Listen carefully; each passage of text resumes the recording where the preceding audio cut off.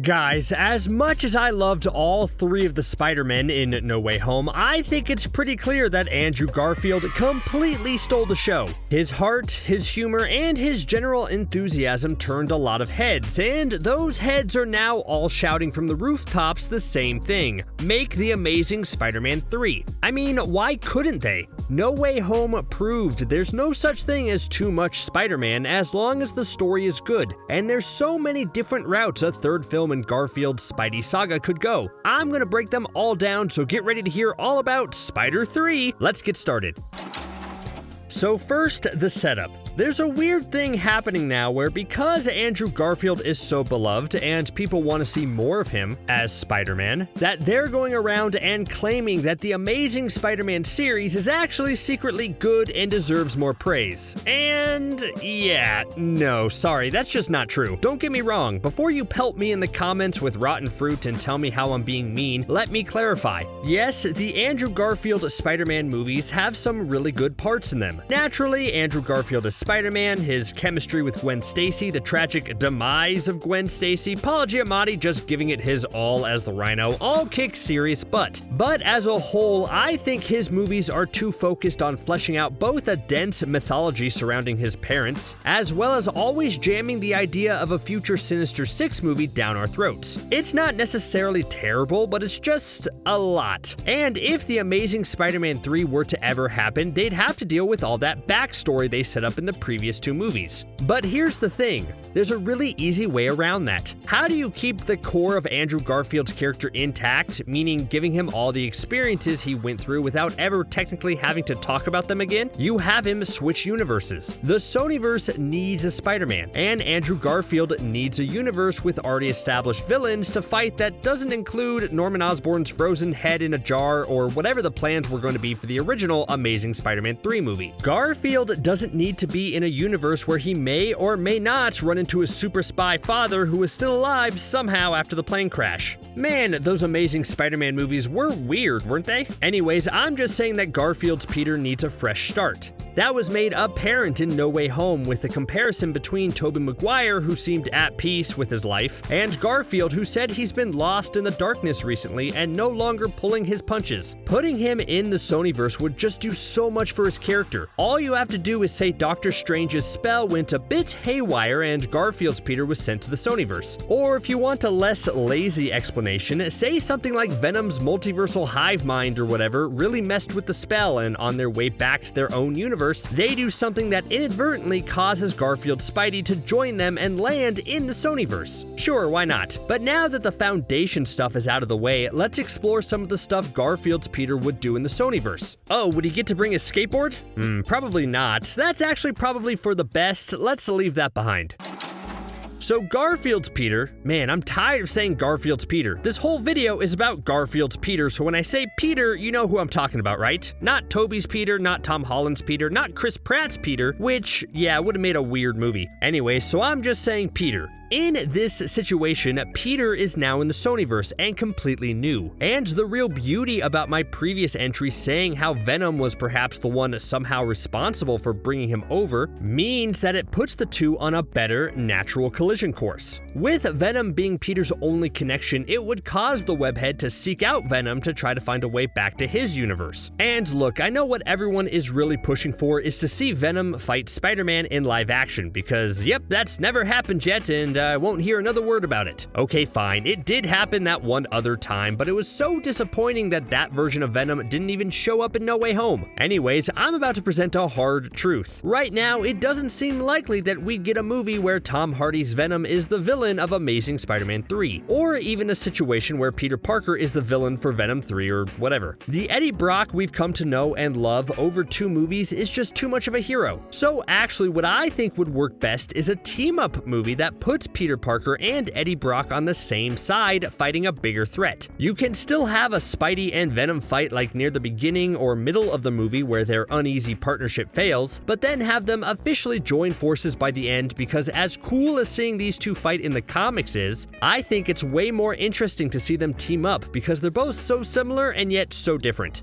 See, if Carnage was still alive, then this would have been a great villain for Spidey and Venom to face together. But now, since Carnage was dispatched relatively easily, maybe Null is a big enough threat to pair up the two of them? Yeah, sounds cool, right? I just like the idea of what Peter and Eddie can learn from each other. Now that Venom is officially the lethal protector, he can learn how to be an actual superhero from Peter Parker, which would lead him to adapting the white spider on the symbiote suit, while Peter could not only learn the important stuff about this universe, but also learn from Venom that he could still have an edge and yet still be a hero. Remember, this Peter said he's in a dark place and doesn't pull punches anymore, and maybe seeing Venom in action would help Peter snap out of this funk. And one final thing, let's talk realistically here. Venom is the centerpiece of the Sonyverse and needs to keep making successful movies. So if I was a Sony executive, I'd try my hardest to make a Venom and Andrew Garfield Spider-Man movie happen, because that would make a lot of money. This is probably the version of The Amazing Spider-Man 3 that I want to see the most.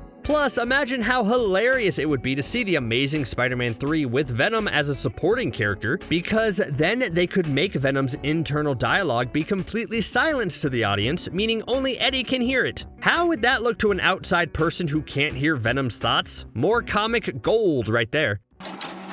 Okay, I spent a lot of time talking about a Venom and Spider-Man team-up, but I want to clarify something. The crux of Amazing Spider-Man 3 should be Peter trying to find a new lease on life. Again, No Way Home was awesome, but it specifically highlighted how dark this Peter Parker had become since Gwen's tragic fall. He hasn't moved on and hasn't been pulling his punches lately. That's one of the reasons why shifting him over to the Sonyverse would be such a good idea. It's not only a new location, but also one that allows Peter to have an absolute fresh start. If he remains in his other universe, then he's just going to have the reputation of being the criminal punishing vigilante that he's probably earned over the last few years in his own universe. This way, nobody knows who he is and he can craft the friendly neighborhood Spider-Man persona that he should be. We've seen the MCU do the whole great hero who turns into a heartless vigilante after a great tragedy, get a new lease on life and turn good again arc recently with Hawkeye and his whole Ronin thing. But if I'm being honest, the Hawkeye show didn't feel like it balanced the whole evil past Ronin accounting for his actions and slightly grumpy mentor role well. It wanted to show Hawkeye had done some terrible things, but didn't know how to show him struggle with that consistently throughout the entire series. A way for The Amazing Spider-Man 3 to provide a fresh take on this would be the whole different universe thing. If you were in a universe where you hated yourself and your life was awful and you had a reputation for being a brute, but then suddenly you were transferred to a different universe where nobody knows you, how would you try to create a new life for yourself? That's the journey I want Peter on, and his path to becoming a new version of a hero after his cathartic catch of MJ in No Way Home sounds so perfect.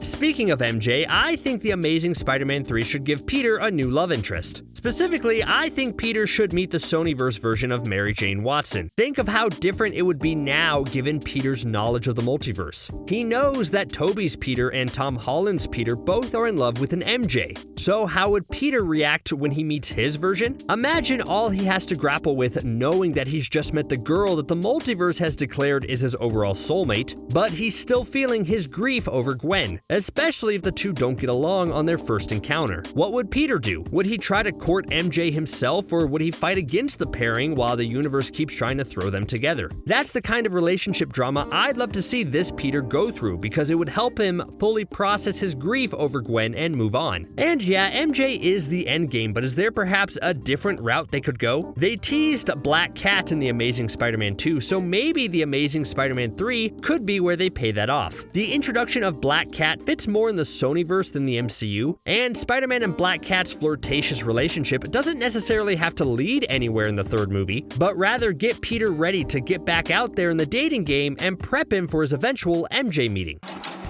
Yeah, love is cool and all, but let's be real. We want to see Peter Parker fight his rogues gallery. The joke in No Way Home was how Garfield's Peter didn't fight anyone cool in his time as Spider-Man. Well, be careful what you wish for, Parker, because The Amazing Spider-Man 3 could finally bring in the Sinister Six. There were notably 5 villains in No Way Home, and if I were a betting man, I'd wager that No Way Home specifically didn't do 6 villains in order to keep the Sinister Six for a Sonyverse movie. That seems like what the Sonyverse wants to to build toward. I mean, we have Venom, Morbius, and the upcoming Kraven film, and it's only a matter of time before they all meet each other and team up in some capacity. We know that the Amazing Spider-Man 2 sort of derailed because it was adamant about setting up the Sinister Six. And we also know that originally the plan was to make a solo Sinister Six movie that featured Garfield's Spider-Man as a minor character or antagonist, and now Sony can actually do that. They've laid the groundwork with Venom to be the focal point of a Sonyverse version of Sinister Six, and the team can keep growing. Making the Amazing Spider-Man 3 a Sinister Six movie with Peter off to the side would not only be an interesting way to make a Spider-Man movie, but also give Andrew Garfield a bit of a break. It's unclear just how much he wants to return to the role. Like, yes, on screen he radiated enthusiasm to the point where it looked like he wanted to keep playing the character, but you know, he's also a fantastic actor. If he's hesitant to commit to being Peter Parker again full-time, maybe he's more intrigued with the idea of being a supporting character in a Sinister Six film. That way he can dabble with the role again, but not have it take up his whole life. If the Sinister Six movie is too much at this point, then I think it's better to adapt some of the stories that we'll probably never see in the MCU. First up is Kraven's Last Hunt. It's one of the darkest and best Spider-Man stories ever, and it would be perfect for the Sonyverse and Andrew Garfield. Because here's the thing about it. We're getting a Kraven solo movie first, which could set up his character and introduce audiences to him as the protagonist, but then have the Amazing Spider-Man 3 switch things up where he's the antagonist. Maybe at the end of the solo movie, Kraven has lost the thrill of the hunt before he hears about a new arachnid-type superhero suddenly appearing in New York, so he sets off for his final adventure. That would be an interesting experiment for the Sonyverse, with setting up the villain in a solo movie first before the big superhero fight. It would mean the Amazing Spider-Man 3 wouldn't have to focus on introducing audiences to Kraven, but rather keep the focus on Spider-Man and his character. A lot of superhero movies have underdeveloped villains because they have to rightfully focus on the main character. But this is a fun way around that. Plus, Kraven's Last Hunt is a tragic, heartbreaking, dark story that I feel would fit perfectly with Garfield's Peter.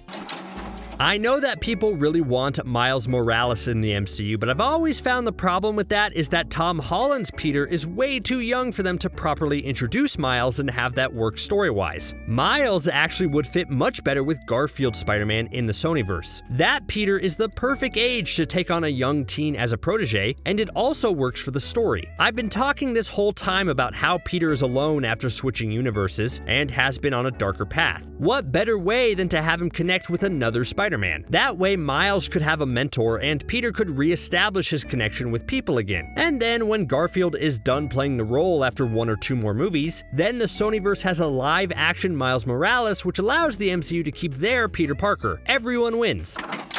You know what would be a bold move? Adapting the Clone Saga for Amazing Spider-Man 3. Yes, it's one of the most divisive and hated Spider-Man stories, but honestly, so was One More Day, and No Way Home successfully adapted that rather well. And it would be just like Sony to see the MCU adapt a hated comic story and then think they should do the exact same thing, which is where the Clone Saga comes into play. Maybe there's a way to make this work. How would Garfield's Peter react to seeing a Gwen clone? Would that help him get the closure he needs, or would it open up old wounds? Could they resurrect Norman Osborn in the Sonyverse? I mean, more Willem Dafoe is never a bad thing.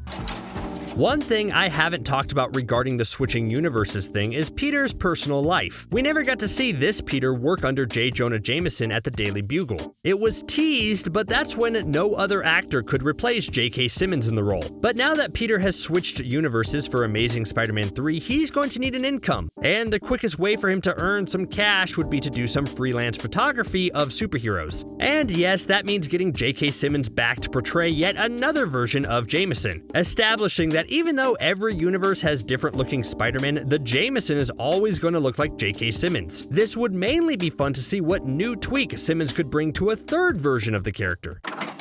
All this talk about the Amazing Spider-Man 3 and all I've focused on is the plot, but something that's equally important to making this a success is finding the right combination of writer-director in order to bring this story to life. Mark Webb helmed the first 2 Amazing Spider-Man movies, and it's not like he did a bad job, but some fresh blood is definitely needed. The big question is, do you bring in someone with a lot of individual style, or do you bring in someone who can work with Sony? The MCU is a well-oiled machine at this point where a lot of the time, time, a great director's flair can be overshadowed by big CGI action sequences or familiar plot beats. That's okay because it works. But I think the Sonyverse should do the opposite method and bring in someone to direct who has their own unique style and voice and can fight back against studio interference. Because, let's be honest, whenever Sony or a big studio gets involved with Spider-Man stories, they tend to be muddled. I mean, the original Amazing Spider-Man 3 plot sounds like a bit of a mess, with Chris Cooper coming back as Norman Osborn, declaring himself the King Goblin, Peter using a serum to revive lost individuals, including Gwen Stacy and her father George Stacy, plus whatever Sinister Six stuff they had brewing. And yes, those plot points are sorta similar to the ones I just pitched, but that's because we've now had proper setup. If they jumped straight to these ideas in an original Amazing Spider-Man 3, then I think that would have driven the franchise into the ground faster than Amazing Spider-Man 2 did. What do you think? Remember how everyone at every instance bombarded poor Andrew Garfield with questions about whether he was in No Way Home? Now I'm terrified he found the experience too much and wouldn't want to return because of the media circus. Or, maybe he found the whole ordeal delightful? It's tough to tell with that guy, I just don't know.